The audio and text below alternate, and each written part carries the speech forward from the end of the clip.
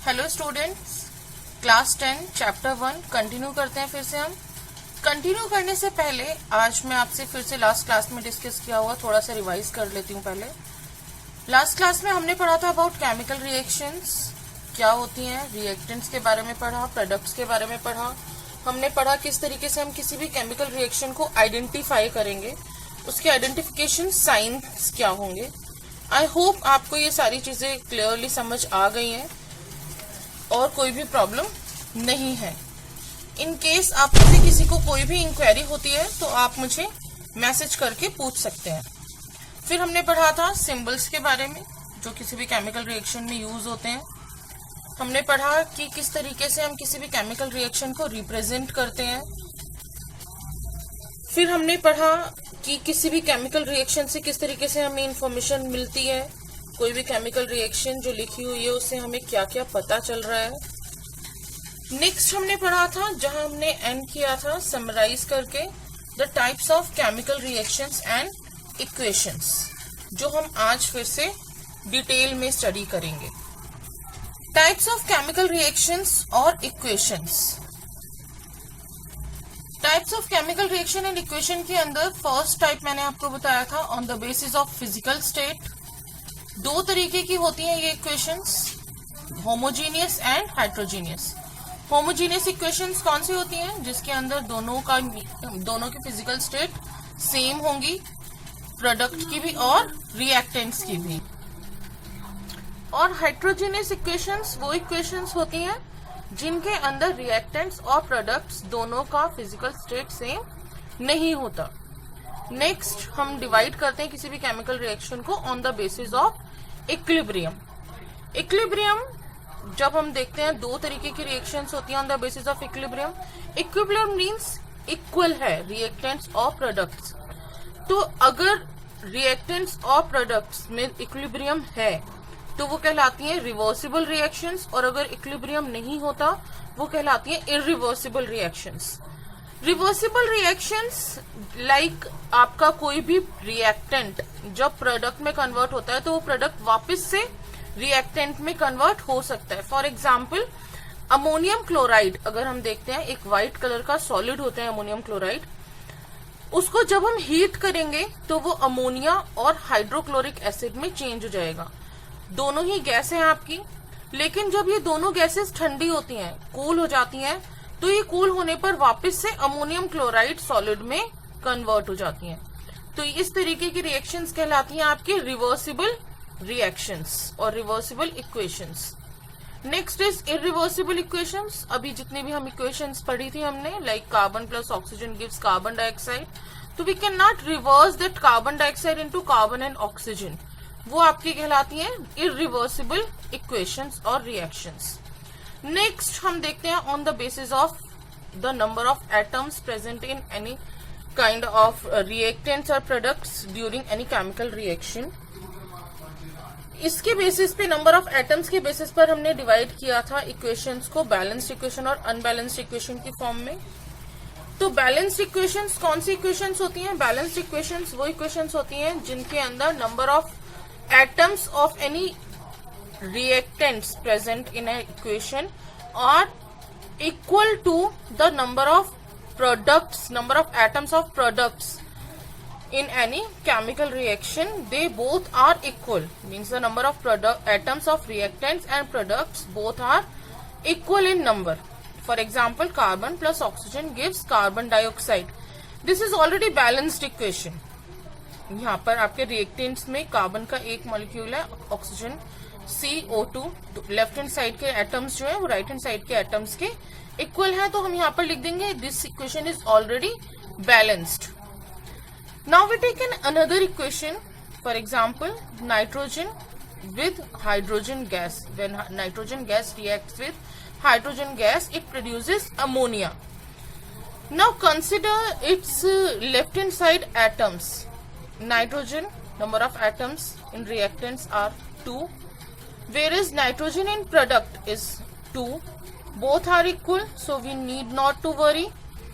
But in case of hydrogen, it is 2 in LHS reactants, but it is 3 in RHS.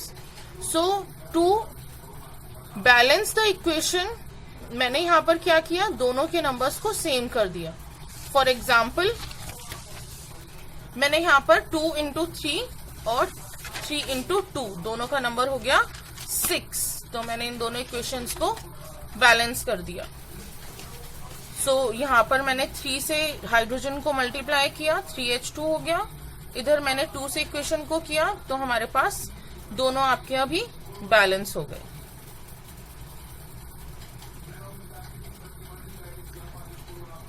We balanced any chemical reaction according to fulfill the law of conservation of mass. That is, क्या है हमारा law of conservation of mass? Means mass can neither be created nor be destroyed during any chemical reaction.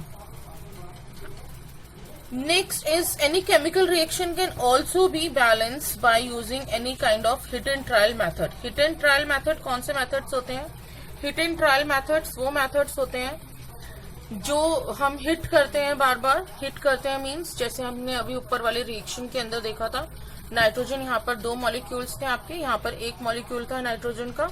Hydrogen के यहाँ पर 2 molecules थे, यहाँ पर hydrogen के 3 मॉलिक्यूल्स थे. हमने इनको इक्वेट किया था इधर. तो हमने पहले इक्वेट करने की कोशिश की, यहाँ पर 2 से मल्टीप्लाई करके देखा, फिर 3 से मल्टीप्लाई करके देखते हैं.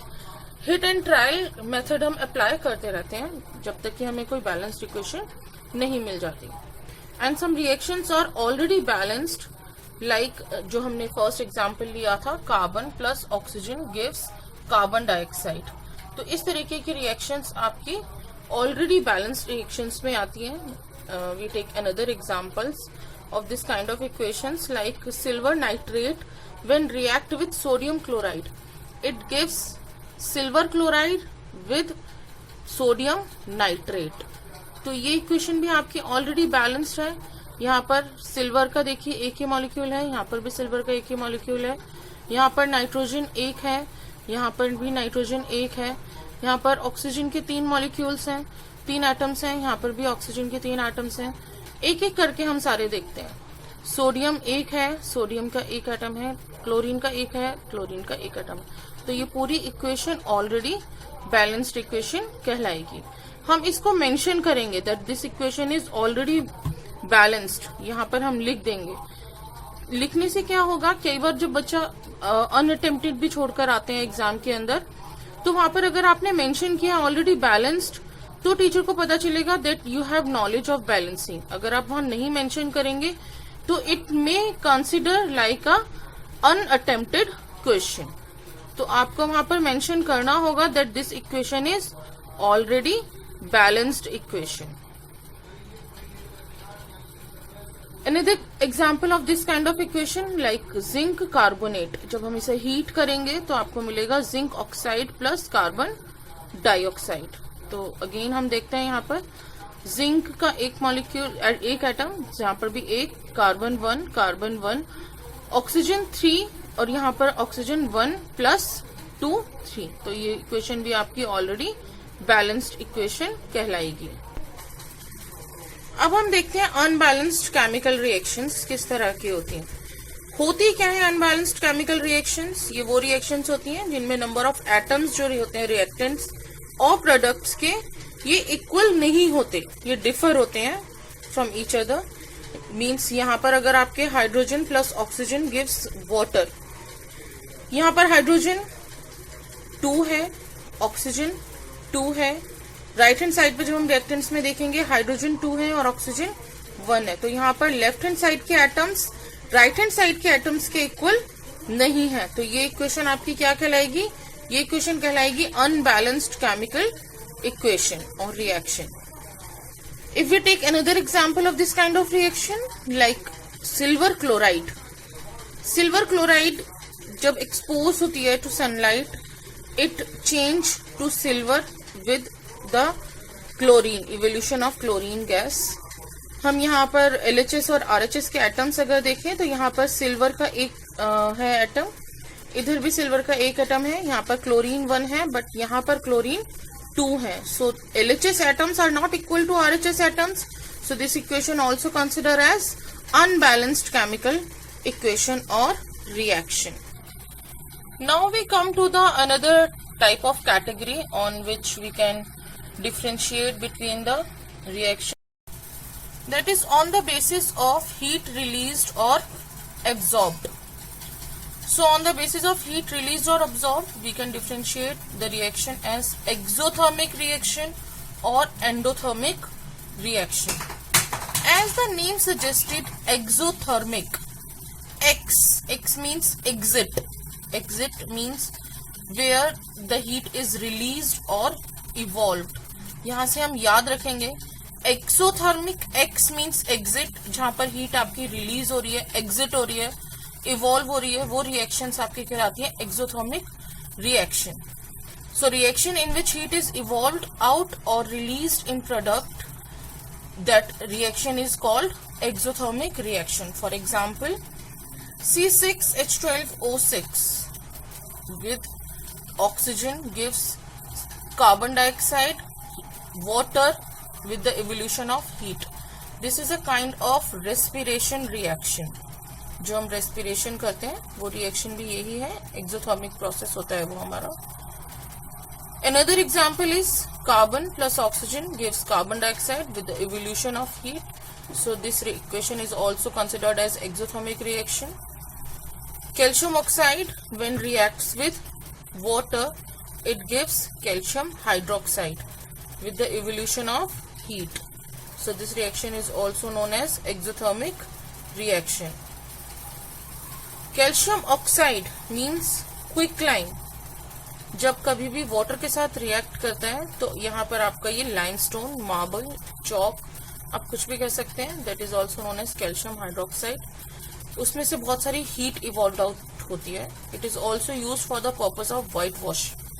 जो सफेदी होती थी पहले घर के अंदर वॉल्स के ऊपर, वो यही रिएक्शन होती है. Next is endothermic reaction. Endo से हम लेते हैं एन, याद रखने के लिए. En means entrance, means enter हो रहा है हीट या एब्जॉर्ब हो रही है heat by the reactant. So the reaction in which heat is given to the reactants और heat is absorbed during any chemical reaction is called endothermic reaction.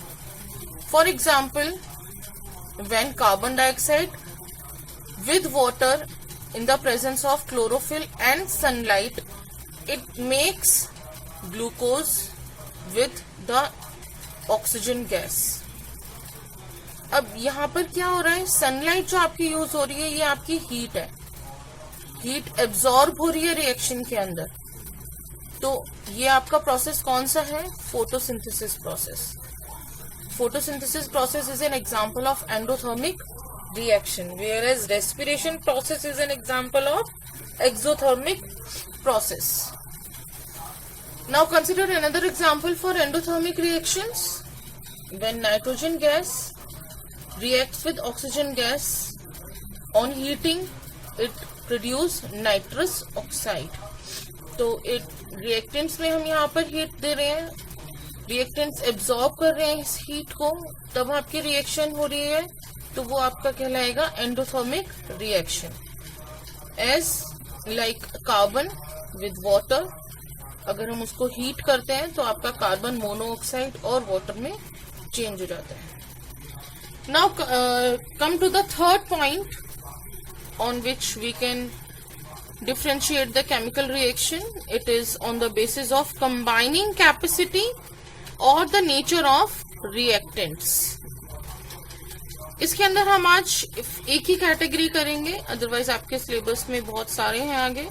Combination है, decomposition है, डिस्प्लेसमेंट है, double displacement है, वो सारे हम next class में करेंगे. आज सिर्फ मैं एक आपको सिंपल सा बता रही हूँ, combination reactions. As the name suggested, combination means combine. जब कभी भी कोई भी दो चीजें कंबाइन होंगी और दो चीजों को कंबाइन होने से एक नई चीज आपको मिलेगी, एक नया प्रोडक्ट आपको मिलेगा, तो वो रिएक्शन आपकी कहलाएगी कॉम्बिनेशन रिएक्शन.